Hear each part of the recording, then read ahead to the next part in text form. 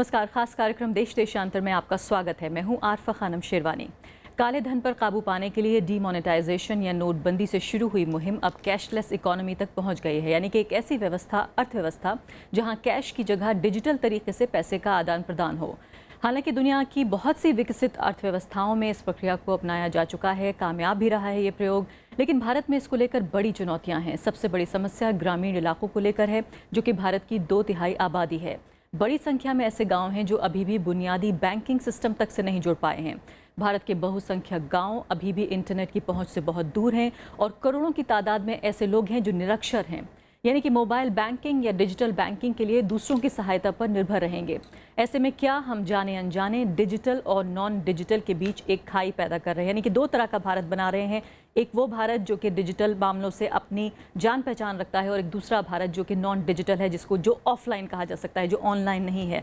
किस तरह की चुनौतियां हमारे सामने हो, क्या वाकई जिस कैशलेस इकोनॉमी का हम जिक्र कर रहे हैं वो भारत जैसे देश में संभव है, ये जानने की कोशिश करेंगे। आंकड़ों की मदद से भी समझने की कोशिश करेंगे और साथ ही इस क्षेत्र को जानने वाले एक्सपर्ट्स हमारे साथ मौजूद हैं, विशेषज्ञ हमारे साथ मौजूद हैं। सबसे पहले बीजेपी के स्पोक्स पर्सन राजेश शर्मा हमारे साथ स्टूडियो मौजूद हैं। जाने माने इकोनॉमिस्ट अरुण कुमार हमारे साथ हैं।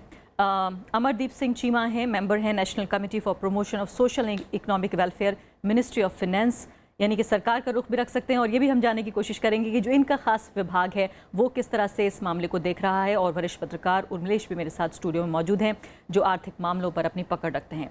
सभी मेहमानों का स्वागत है। प्रोफेसर अरुण कुमार, मैं आपके साथ शुरुआत करना चाहती हूँ। ये बताइए कि फ़िलहाल जिस तरह से हमें लगातार पिछले 1 महीना तकरीबन गुजर चुका है और पहले हफ्ते में जो शुरुआत हुई डीमोनेटाइजेशन की या नोटबंदी की, वो अब तक आकर कैशलेस इकोनॉमी और लेस कैश इकोनॉमी तक हमें बताया जा रहा है कि हुआ है। क्या आपको लगता है, आपकी जो तजुर्बेकार नज़रें हैं वो क्या बता रही हैं कि क्या यही अब हमारा उद्देश्य है कि हम कैशलेस या लेस कैश इकोनॉमी बनाना चाहते हैं? देखिए, शुरुआत तो जैसे आपने कहा, प्रधानमंत्री ने अपनी स्पीच दी थी पहले दिन, तो ये कहा था कि काले धन की अर्थव्यवस्था को कंट्रोल करने का एक कदम है। लेकिन अब ये क्लियर हो गया है, क्योंकि आरबीआई के भी आंकड़े आ गए हैं कि ज़्यादातर जो कैश था 1500 रुपये का नोट, वो वापस आ गया है और जितने समय बचा है उसमें वापस आ जाएगा। तो यानी कि वो तो कैश वाली बात तो अब रही नहीं। और ये सरकार को भी लग रहा है पिछले 2 हफ्तों से कि ये शायद वो पकड़ नहीं पाएगा।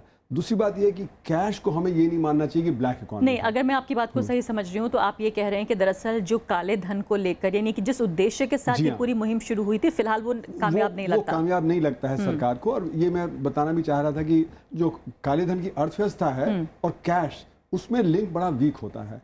मतलब कैश सिर्फ का मतलब नहीं कि वो काले धन की अर्थव्यवस्था है, क्योंकि काले धन की अर्थव्यवस्था में आदमी तरह तरह से जो अपनी आमदनी कमाता है। कोई ड्रग ट्रैफिकिंग करता है, कोई अपना जो नार्कोटिक ड्रग करता है, कोई जो नकली दवा बनाता है, कोई जो अपना टैक्स नहीं देता है। तो बहुत तरह से, और वो चलता रहेगा। Under invoicing, over invoicing, business का और ये सब ये चलता रहेगा, क्योंकि उसके लिए कैश की खास ज़रूरत नहीं होती है। वो आप तरह तरह से, आप सोने के द्वारा, आप मतलब हवाला के द्वारा, आप और बैंकिंग चैनल्स के द्वारा ये सारे जो काम कर सकते हैं। तो इसलिए जब सरकार को ऐसा लगा तो उनको लगा कि अब हम क्या करें, तो उनको लगा कि अब ये कैशलेस की बात करें। पर कैशलेस तो अर्थव्यवस्था इतनी जल्दी होती नहीं है। अमेरिका में जहाँ पे कि 50 साल हो गए क्रेडिट कार्ड, डेबिट कार्ड इस्तेमाल होता है, इंटरनेट बैंकिंग होती है, वहाँ पे भी कैश बहुत बड़ी तादाद में इस्तेमाल होता है। तो हमको लेस कैश इकॉनमी की बात करनी चाहिए।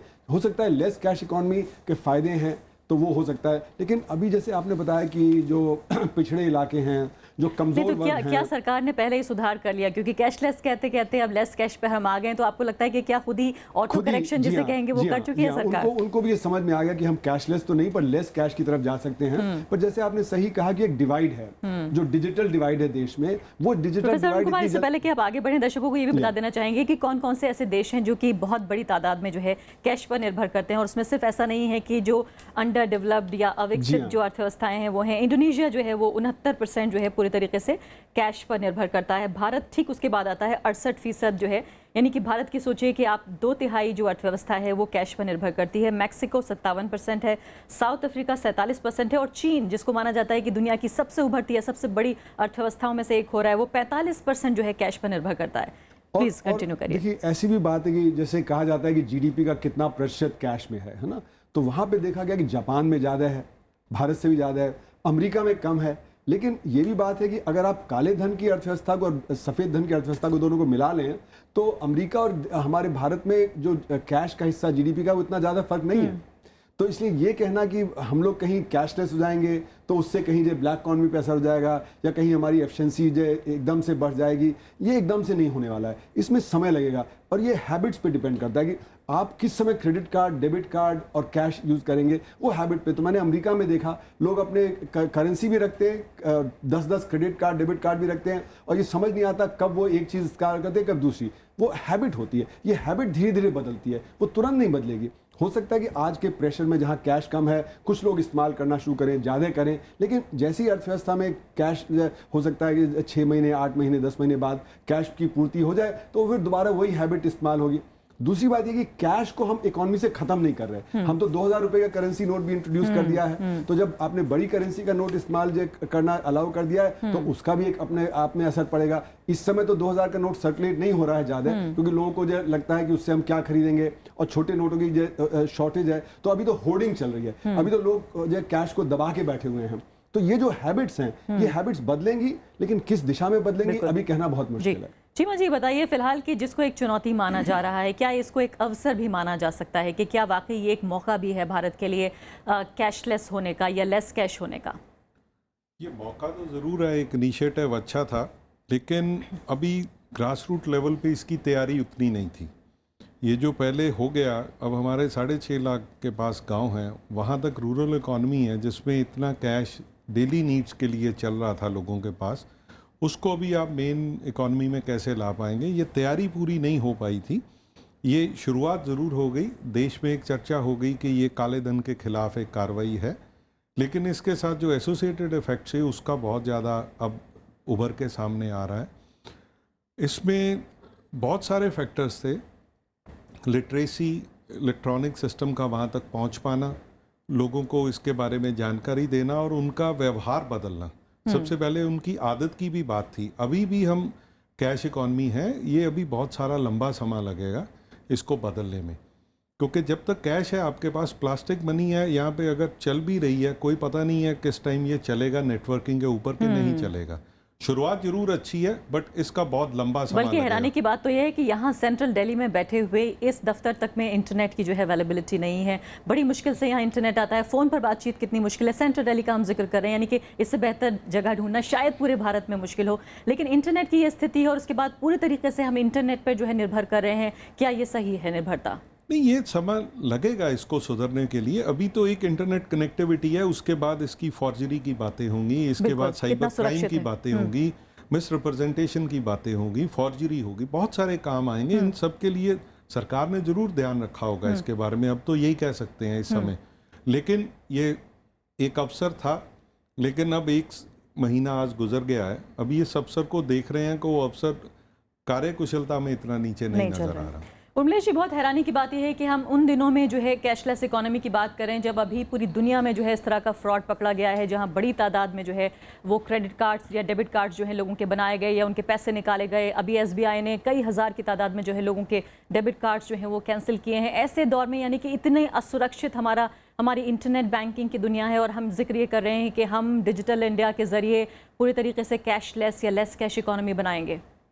देखिए, मैं समझता हूँ कि कैशलेस इकॉनमी बनाने का जो ब्लूप्रिंट अगर कोई है शासन के पास, तो मैं नहीं जानता वो कैसा है, लेकिन उन्होंने देश के समक्ष ऐसा कोई ब्लूप्रिंट अभी तक पेश नहीं किया है। और कैसे वो बनाएंगे जब हमारे देश में इंटरनेट की जो पेनिट्रेशन है वो 27% है।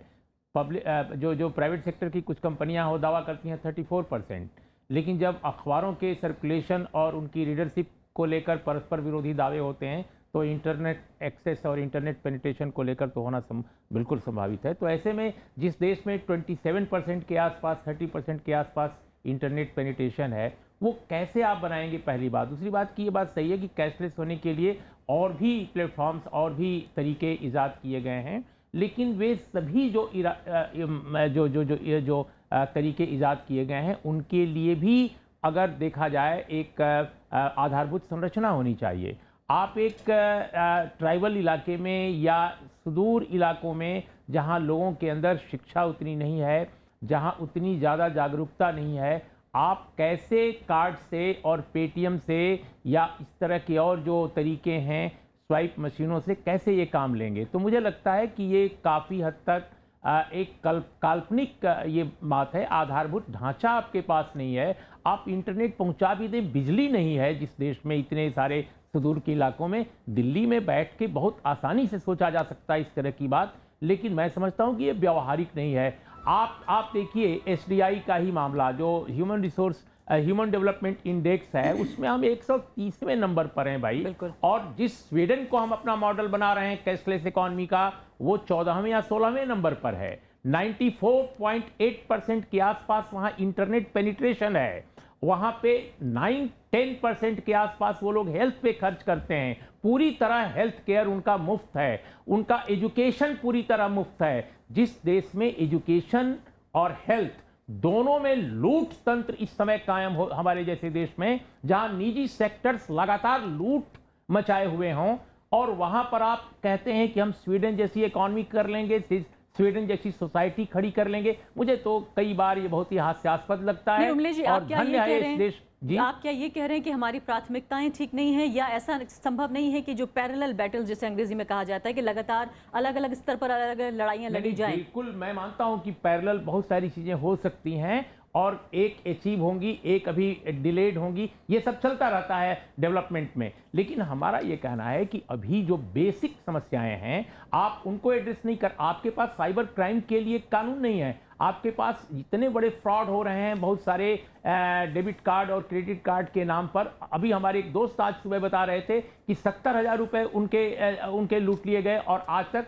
एक साल हो गया और पुलिस ने इन्वेस्टिगेशन ही अभी तक नहीं किया। हमारे देश में कानून ही नहीं इस तरह के हैं बहुत सारे मामलों में। आप गूगल फेसबुक की बात छोड़िए, आप और एटीएम की बात छोड़िए, गूगल और फेसबुक में अगर कोई समस्या आ जाती है, उसको ठीक कराने के लिए आपको फेसलेस, एक अजीब दुनिया है ये साइबर दुनिया, जहां फेसलेस सब कुछ है। किससे आप कांटेक्ट करेंगे, किससे आप बात करेंगे, कई बार पता नहीं चलता। और मुझे लगता है कि एक बड़ी समस्या ये पैदा हुई है कि अभी एक फैसला हुआ कल सरकार का, उसमें कहा गया कि आप पेट्रोल आप लेंगे, आप ये लेंगे, वो लेंगे, इतनी सी रियायत आपको दी जाएगी।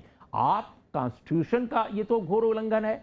आप एक डिजिटल डिवाइड पैदा कर रहे हैं। उन गरीबों का क्या कसूर है जिनके पास अभी कार्ड नहीं है, एटीएम कार्ड या डेबिट कार्ड या क्रेडिट कार्ड, उनका क्या कसूर है? उनको चलाने नहीं आता, उनको चलाने नहीं आता कार्ड, उनको स्वाइप मशीन में स्वाइप नहीं करने आता।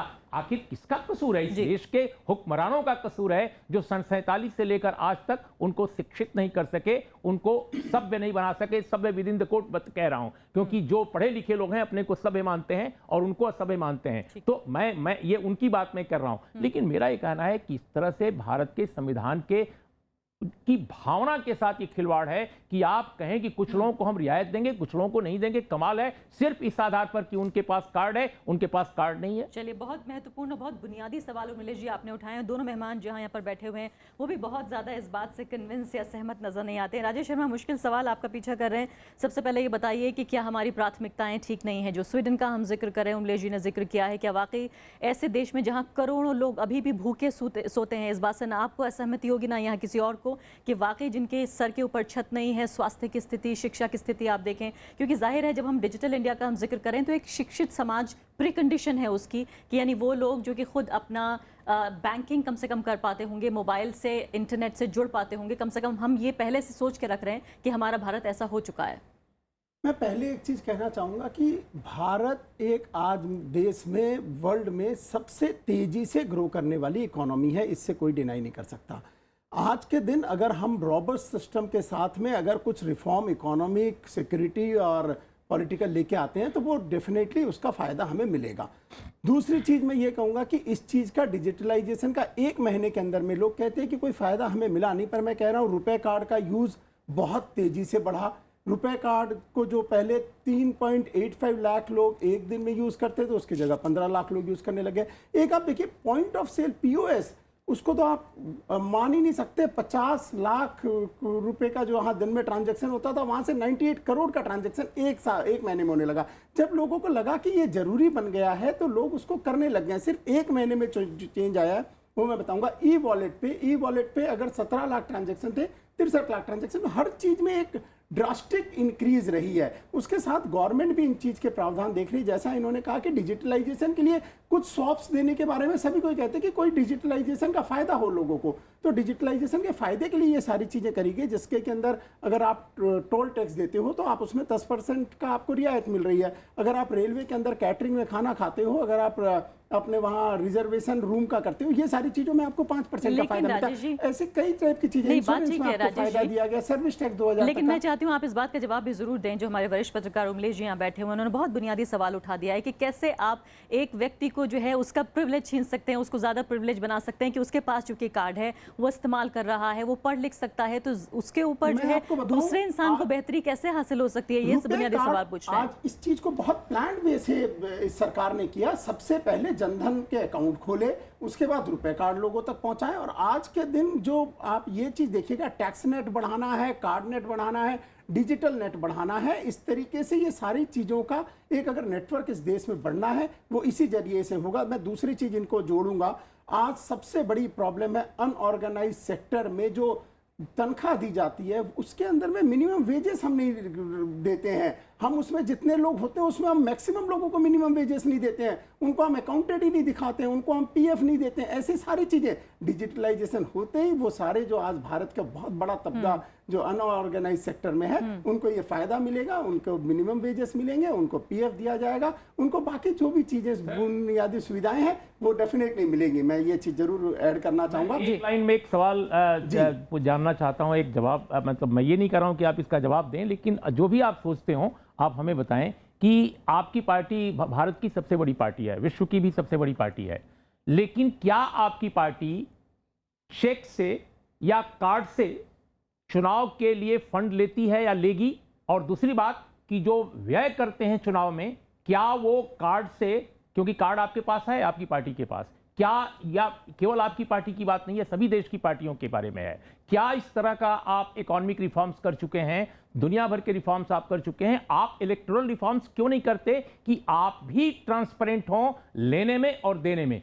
दुनिया भर के लिए आप कह रहे हैं कि होना चाहिए, आप अपने लिए क्यों नहीं कह रहे हैं? मैं इसी चीज का जवाब दे रहा हूं कि आज अगर जितनी भी पार्टियां परेशान थी, आज लोग कहते हैं कि मोदी जी ने इस चीज की तैयारी नहीं की, ये सबसे बड़ी विडंबना है। विडंबना तो पॉलिटिकल पार्टी के लिए होगी कि तैयारी नहीं करने दी, उसीलिए वो आज चिल्ला रहे हैं, वही पार्लियामेंट में चिल्ला रहे हैं, वही सब जगह परेशान है। ये सबसे बड़ा पॉलिटिकल रिफॉर्म है और ये एक पॉजिटिव स्टेप है, इसको वेलकम करना चाहिए कि आज इस तरीके क्या शुरुआत आपकी पार्टी से होगी? ये कह रहे हैं कि क्या आप चेक से पेमेंट लेंगे? हर पार्टी के लिए शुरुआत हो गई कि कैश का खर्चा सबसे ज्यादा होता है। चलिए, इस कार्यक्रम में आज सबसे बड़ी बात हुई है कि यहाँ पर बीजेपी के प्रवक्ता इस बात को लेकर वादा कर रहे हैं कि अब चुनाव में जो भी कुछ फंड मिलेगा, जो भी कुछ होगा, वो अब चेक से लिया जाएगा। इस बात को यहाँ दर्ज किया जाना चाहिए, इस बात को दर्ज किया जाना चाहिए। जी, कैश के मामले में एक शुरुआत हो चुकी है और कहीं ना कहीं ये एक ऐसा है कि अगर कैश कम हो जाएगा, जो स्टेगनेंट कैश था, जो पॉलिटिकल पार्टी, ब्यूरोक्रेट्स, आज जो करप्ट लोगों के पास था, क्रिमिनल के पास था, टेररिस्ट के पास था, ये सारे जो कैश थे, ये कैश अगर खत्म होता है तो ये सारी एक्टिविटीज कम होंगी और इस देश को लेस करप्ट करने में डेफिनेटली लेस करप्ट और कैशलेस और लेस कैश भी। Definitely less cash. प्रोफेसर कुमारी बताइए कि एक जो महत्वपूर्ण 2-3 बिंदु उन्होंने कहे, मैं चाहती हूँ आप इस बात का जवाब दें। वो ये कह रहे हैं कि खासकर बहुत महत्वपूर्ण बात है जो उन्होंने कहा है कि अनऑर्गेनाइज सेक्टर, जिसकी चिंता तमाम लोगों को है, जो कि एक न्यायपूर्ण समाज में विश्वास रखते हैं कि वाकई उनको जो सुविधाएं मिलनी चाहिए, जो उनका हक है, वो नहीं मिल पाता है, क्योंकि कैश में जो है पेमेंट होता है, कोई नहीं पता लगा पाता कि किसको कितना पैसा मिल रहा है। क्या यही एक महत्वपूर्ण बिंदु मैं उठाना चाहती हूँ? एक तो ये बात कि क्या इस बात में कोई दम है, दूसरी बात वो ये कह रहे हैं कि बिल्कुल अचानक ड्रास्टिक तरीके से लोग जो है भारत में, चूंकि उनके पास और कोई चारा नहीं है, पहले ये विकल्प था, अब विकल्प नहीं है, तो लगातार लोग ऑनलाइन आ रहे हैं या डिजिटल बनने की कोशिश कर रहे हैं। देखिए, मैं 2-3 बात जो आपने रेस की और आपने भी जो रेस की उस पर बताना चाहूँगा। पहले तो अर्थव्यवस्था बहुत तेज़ी से स्लो डाउन कर रही है और ख़ासकर उसका असर अनऑर्गेनाइज सेक्टर पर पड़ रहा है। वहाँ पे अनएम्प्लॉयमेंट बहुत ज़बरदस्त हो रही है क्योंकि वो लोग, जब कैश की इकॉनमी थी और वो मतलब छोटे छोटे उद्योग वगैरह वो बंद हो रहे हैं, तो सबसे पहला तो ये असर है कि अनऑर्गेनाइज सेक्टर पे बड़ा ज़बरदस्त असर इसका हो रहा है। वो चाहे छोटे उद्योग हो, कॉटेज इंडस्ट्रीज़ वगैरह हो, वो बंद हो रहे हैं, वहाँ के वर्कर्स वापस गांव जा रहे हैं। किसान है जो अनऑर्गेनाइज सेक्टर का सबसे बड़ा कंपोनेंट है, उसके पास वर्किंग कैपिटल नहीं है कि वो अपना खाद खरीद सके वगैरह। आढ़तियाँ हैं, वो उनके पास कैश नहीं है कि उनको पे कर पाएँ, तो इसलिए ये सारी समस्या आ रही है। तो अनऑर्गेनाइज सेक्टर का पहले अभी जो असर है वो बड़ा एडवर्स इफेक्ट है। दूसरी बात यह है कि अगर आप देखें तो अर्थव्यवस्था जो मंदी की तरफ जा रही है उसका भी असर सारी अर्थव्यवस्था में पड़ रहा है। तो अब हमारी रेट ऑफ ग्रोथ 7% नहीं रहेगी, और जो एक्सपर्ट हैं वो मान रहे हैं कि इससे 2-3-4% तो गिरावट आएगी कम से कम। तो अब हमारी अर्थव्यवस्था सबसे तेज बढ़ती अर्थव्यवस्था नहीं रह जाएगी। तीसरी बात जो है कि अनऑर्गेनाइज सेक्टर में अब कहा जा रहा है कि अब हम उसको डिजिटल वे में पे करेंगे, लेकिन समस्या ये आती है कि जहां पे आपके अभी तक चेक का पेमेंट होता भी था, वहां पे कहते थे पहले कैश लाओ तब आपको चेक देंगे। हाँ, तो यानी कि ये जो कमजोर लोग हैं, जो अनऑर्गेनाइज सेक्टर के, उनको आप डिजिटली तो पे कर देंगे, पर आप कहेंगे कि भाई इतना कैश में हमें वापस करो, और क्योंकि वो उनके जो चंगुल में है तो ऐसा होगा। और ये देखा गया है स्कूलों में और बाकी जगह भी कि स्कूलों में टीचरों को कहा जाता है कि आप इतना कैश लाओगे तो आपको चेक देंगे, है ना। तो ये समस्या तो हमारी बनी रहेगी। दूसरी बात पार्टीज की है, इतना भी आसान नहीं होने जा रहा है। इतना भी आसान नहीं होने जा रहा है कि आपने उनको कह दिया कि हम ये जो डिजिटली पे कर देंगे तो अब उनको सारी सुविधाएं मिलनी शुरू हो जाएंगी। हाँ, तो ये इतना आसान नहीं होता है। तीसरी बात ये कि जैसे पार्टीज के जो पॉलिटिकल फंडिंग की बात है, अब कंपनियां हैं उनके तो सारे अकाउंट होते हैं, सारा ऑडिट होता है, लेकिन वो ब्लैक इनकम जनरेट करते हैं। तो जो पॉलिटिकल पार्टीज भी हैं वो अगर आज कह भी देती हैं कि हम सारा चेक से लेंगे और चेक से देंगे, तो उनका बहुत बड़ा अकाउंट तो बिना चेक के होगा, वो कैश में होगा। तो ऐसा नहीं कि वो समस्या भी हल हो जाएगी। आप अगर डिजिटली वो करेंगे भी, ये चेक से पेमेंट होगा या इंटरनेट के द्वारा पेमेंट होगा, तो कितना कैश में आएगा वो भी एक समस्या है। असली बात यह है कि देखिए व्हाइट इकोनॉमी और ब्लैक इकोनॉमी इंटरकनेक्टेड है। ऐसा नहीं कि एक जगह व्हाइट इकोनॉमी एक जगह ब्लैक इकोनॉमी है ना। अगर कैश व्हाइट इकोनॉमी में तो ब्लैक इकोनॉमी जाता है, ब्लैक इकोनॉमी है तो व्हाइट इकोनॉमी जाता है, और कैश तो खत्म ही नहीं होने वाला। अमेरिका में कैश नहीं खत्म हुआ जहां इतना डिजिटल वो है, तो जब कैश नहीं खत्म होगा तो ये सारी समस्याएं भी चलती हैं। हैं। जी, क्या आप सहमत हैं? फिलहाल जो राजेश शर्मा कह रहे हैं, कई महत्वपूर्ण बिंदु उन्होंने उठाए हैं, और काफी जो है अभी तक बीजेपी जो है उनके तमाम जो स्पोक्स पर्सन है काफी कॉन्फिडेंट नजर आ रहे हैं। अभी तक नर्वसनेस एक महीने में तो देखी नहीं गई है उनके अंदर। मुझे ये बताइए कि क्या आपको ये लगता है कि इनकी बातों पर आपको विश्वास है, या आपको लगता है कि हम शायद ज़्यादा गैर बराबरी का समाज बनाने जा रहे हैं? जो खाई हमने पहले से ही बना रखी थी दोनों समाजों के बीच, अमीरों गरीबों के, या जो निरक्षर हैं और जो पढ़े लिखे लोग हैं, आपको लगता है अब डिजिटल और नॉन डिजिटल ये खाई भी नहीं बना रहे हैं हम? देखिए, ये पार्टी की लाइन हो सकती है, पार्टी का व्यू पॉइंट हो सकता है। सरकार जब सरकार में आती है तो एक माध्यम है सरकार में आने का। जब सरकार में आप आ गए, आपको हर किसी के बारे में सही ढंग से सोचना पड़ेगा। ये डाटा है, यू मे कॉल इट, ये बुक फजिंग हो जाए या कुछ हो जाए। अब आप कल सुबह कह देंगे कि जी वो चिकन में कोई बीमारी आ गई है तो सब लोग चिकन खाना छोड़ देंगे, तो आप ये नहीं कह सकते कि इतनी दालों की बढ़ गई है इसकी सेल। ऐसे नहीं होता।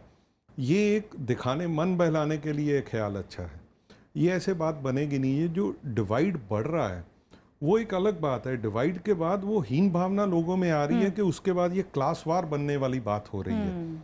लोग सोच रहे हैं कि उसके पास कार्ड है। अब आपने 30 दिन हो गए हैं, सब्र का प्याला भरने वाला है और लगभग भर भी चुका है। जो अनऑर्गेनाइज सेक्टर की बात हो रही थी, आप कहीं रेलवे स्टेशन पे जाके देखिए, इधर नॉर्दर्न पार्ट में लोग अपनी जॉब छोड़ रहे हैं कि चलो वापस जाके वहाँ पे ढूंढें, कहीं घर के पास तो रहें, आज किराए के लिए मेरे पास कुछ पैसे हैं, मैं इसी किराए को खर्च करके मैं वापस चला जाऊँ। ये बातें ऐसे ज़्यादा देर नहीं चलेंगी। एक ख्याल अच्छा था, और हर चीज़ को राष्ट्र भावना और राष्ट्रभक्ति से नहीं जोड़ा जा सकता। ये ख्याल अच्छा है, लेकिन इसके लिए हम पूर्णतः तैयार नहीं थे। अब आप एक आधार कार्ड की बात कर लें। आधार कार्ड जो सारे कंट्री में बना है, उसके लिए कनेक्टिविटी, जब सरकार का पूरा योगदान था, सारी एडमिनिस्ट्रेशन लगी हुई थी, उनको नेटवर्क कनेक्टिविटी नहीं मिल रही थी, उनको ऑफलाइन मोड में जाना पड़ा। अब ये तो आप कैश ट्रांजैक्शन को बंद करके आप उसको बनाना चाह रहे हैं। बच्चों के एक ज़माने में लगभग 4 लाख करोड़ के पास पैसा जो ग्रामीण जनता है उसने अपनी निजी ज़रूरतों के लिए, दवाई के लिए, बच्चों की पढ़ाई के लिए, कोई इमरजेंसी के लिए, दवाई लेने, डॉक्टर के पास जाने के लिए रखा था। आइडिया तो अच्छा था, किसी ने कहा कि चलो 4 लाख करोड़ इकोनॉमी में आ जाएगा।